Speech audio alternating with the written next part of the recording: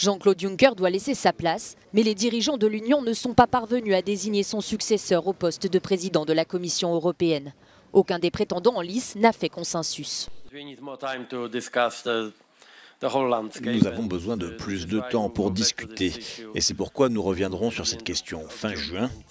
Aujourd'hui, il est trop tôt pour évoquer des noms. Les dirigeants se réuniront à nouveau le 30 juin pour poursuivre les négociations. Si la course à la présidence de la Commission sera vitale pour l'UE au cours des 5 prochaines années, il y a aussi eu des questions urgentes à l'ordre du jour dont les dirigeants ont discuté ici au sommet. L'Union européenne a menacé la Turquie de sanctions si Ankara refuse de cesser les forages d'exploration illégaux réalisés dans ce que l'Union considère comme étant les eaux de Chypre. Pour les dirigeants, les actions turques sont illégales et porteront gravement atteinte aux relations avec l'Union européenne. Les sanctions à l'encontre de la Russie concernant l'annexion de la Crimée doivent être prolongées de 6 mois supplémentaires.